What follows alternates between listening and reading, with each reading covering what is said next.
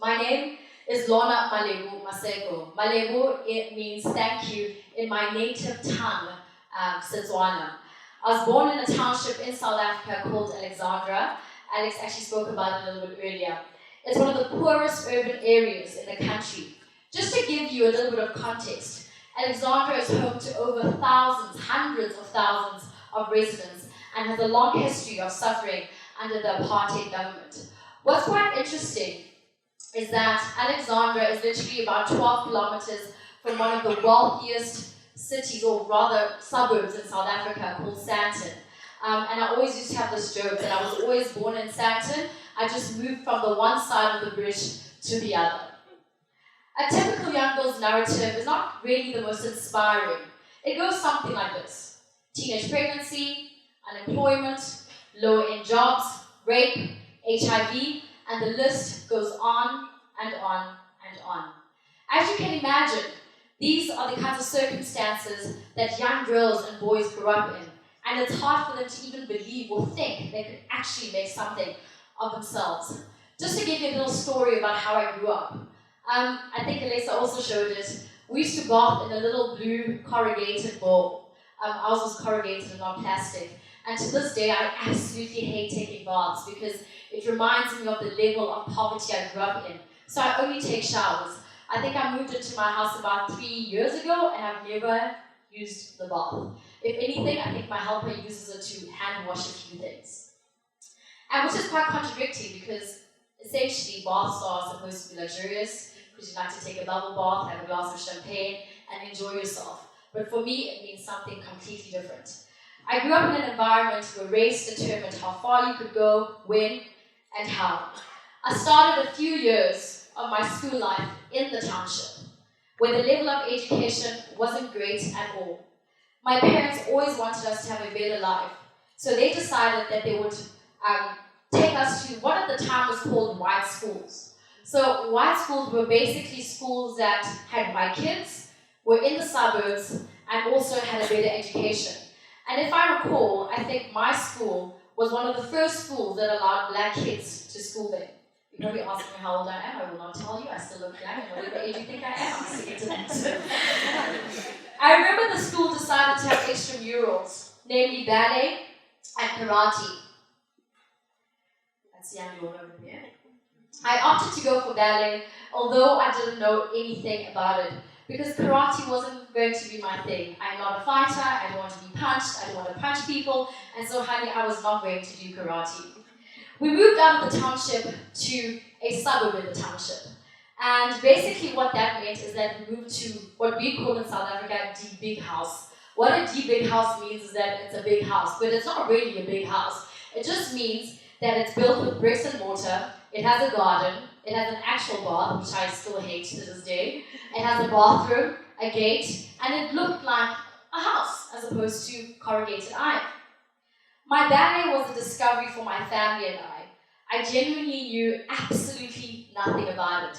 To the fact that at some point I actually thought that people on wheelchairs could do classical ballet. It was so foreign that I recall my mother putting my point shoes in the washing machine because she thought they were dirty. And so if you know anything about ballet or classical ballet, you know that you do not put your point shoes in the washing machine, mother. But she did that because she thought they were dirty. Ballet opened my eyes and world to so many things. Thinking about it, it was almost like a saving grace from my childhood in the township.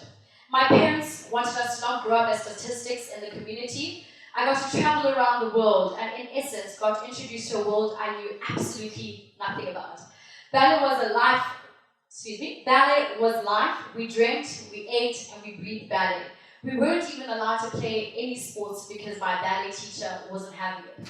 I actually recall learning how to swim in the pool because my ballet teacher insisted that we needed to do ballet in the pool, so it was kind of like one of those sink or swim kind of things. So the only way I could swim was through the frog because that's some kind of retiere thing that was happening, and that's the only way I had to swim. If I had to do that, I'm gonna definitely sink, so I don't do that. I remember traveling overseas for the first time to Lausanne in Switzerland for a prestigious ballet competition called the Prix de Lausanne, where we were stunned by how different Europe was from home and the magnitude of the city. We would go to McDonald's every night because we had only seen it in movies.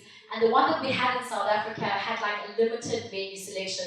So it wasn't as fun and interesting as the one that Luzon had. We put so much weight on that when we got eliminated from the competition, we continued to indulge ourselves in milkshakes and burgers. To this day, I love a good double cheeseburger with extra mayonnaise and extra cheese and a double thick milkshake. It does the thing for me. My ballet career took a turn when I joined the National Ballet Company, which was then called the South African Ballet Theatre and now called the Joburg Ballet. At the time, I was the only black female dancer in the company. I remember being very entitled about being there because I knew that they needed a person of color to get certain government funding. So, I had a chip on my shoulder. I never really worked hard. I was quite lazy, to be honest with you, but never exerted myself too much.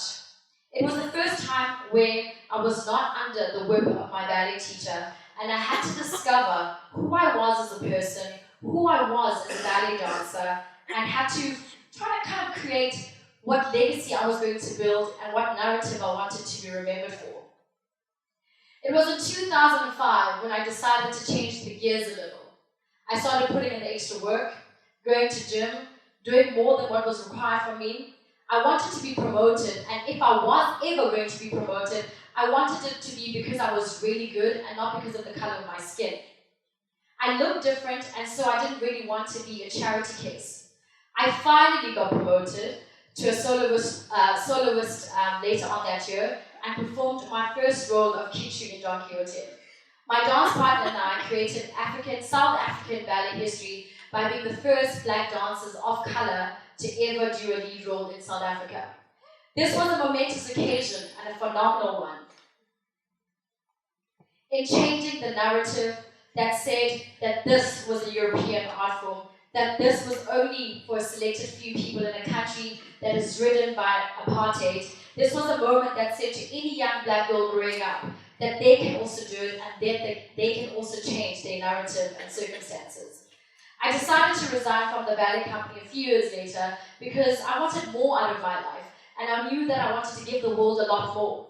In 2007, I started an events and marketing company called Fabulous Productions.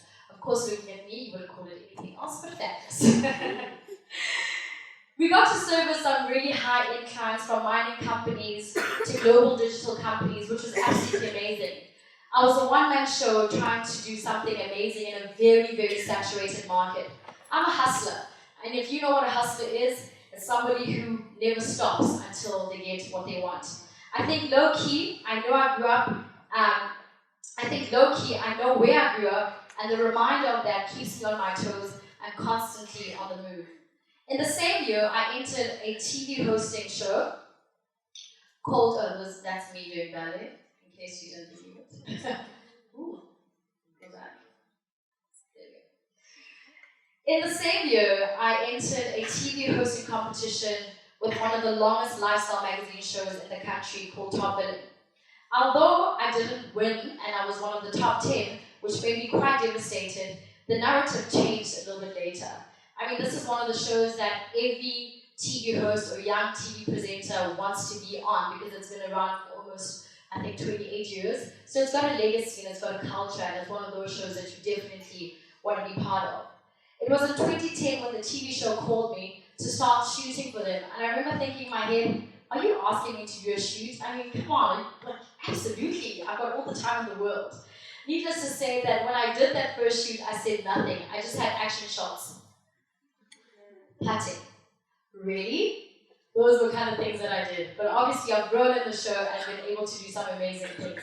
I'm sure at this point you're asking yourself, okay Lorna, so from ballet dancer to owning a business to then hosting a TV show. Well, the funny thing is that when we were growing up, instead of rehearsing like everybody else would do backstage, we would pretend that we were hosting a TV show. So it goes something like this. Good evening, welcome to Ballet Theatre African. We're supposed to be rehearsing and warming up, but we are hosting this fabulous show, and everybody else seems nervous around us, but we're having a great time. Which was quite funny because I think it would piss off all the other dancers, but I think it also helped us just kind of like kick out the nerves. If I thought ballet opened my world, Top Billing took it even further. I think my executive producers, Patience Stevens and Basatana Kumalo, are very good at seeing rough talent and great at grooming uncut diamonds. They took me under their wing, and through Top Billing, I've been able to travel around the world, from Hong Kong to Scotland, London, Paris, Seychelles, Maldives, you name it. I've interviewed some of the biggest stars in Hollywood, the likes of Chris Hemsworth, Scarlett Johansson, Juliette Binoche, Jason Momoa, Ed Sheeran, to name a few. An interesting thing happened during a Top Billing shoot, and I'm quite a believer that you just need to be nice to people because you never know where these relationships will develop to or what you can achieve from them.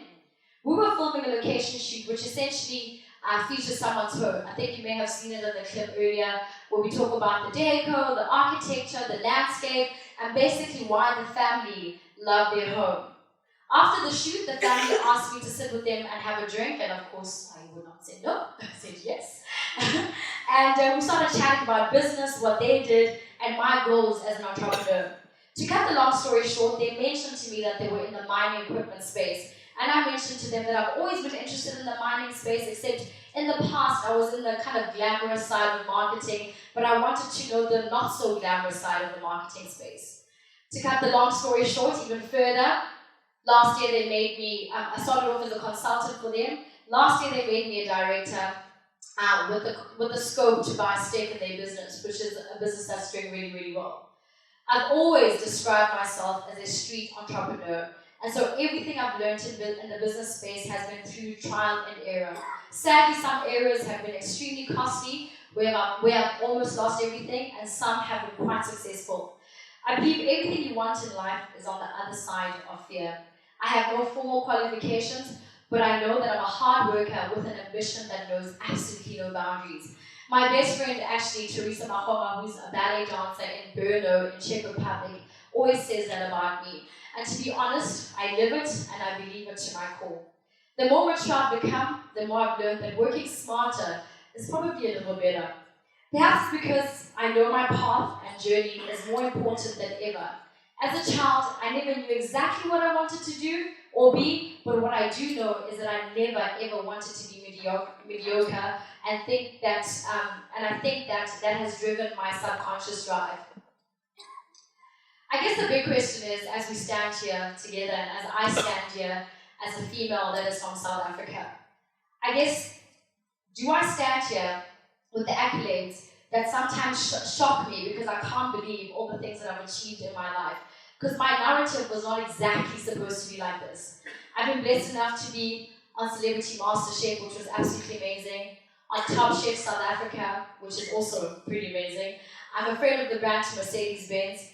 I'm an executive producer of my own show, The Hostess, which you saw earlier, as well as hosted. I've got a career in the US, which is about to take off. I'm a director of a marketing agency, Embassy, and I've got a cookbook on the way, so when it's on Amazon, y'all better buy it, okay? But is that the narrative for a selected few? And how do we go about changing that? I personally think it's not always just about sending aid to Africa or South Africa. I think that's as good as sometimes crippling the people of our continent.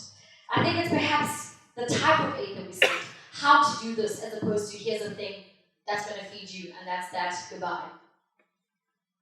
I think we can also not entirely put our hope in governments, because we also know that, it is what it is.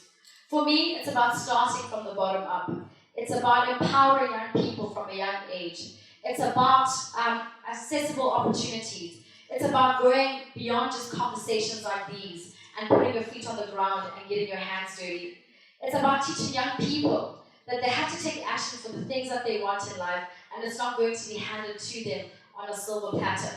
But there's a level of hunger and drive that one needs to achieve greatness in life. It's about people like myself and others who've had the opportunity to pass the baton without making young people feel like this thing called success is only for a chosen few, and that success is a pie, as a quote says.